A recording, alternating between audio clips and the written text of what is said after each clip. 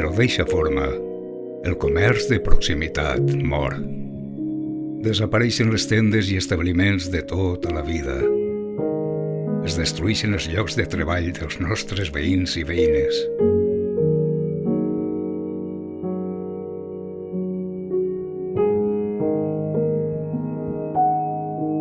Compra a Llombai. Pensa en el futur del nostre poble. Torna el somriure al comerç local.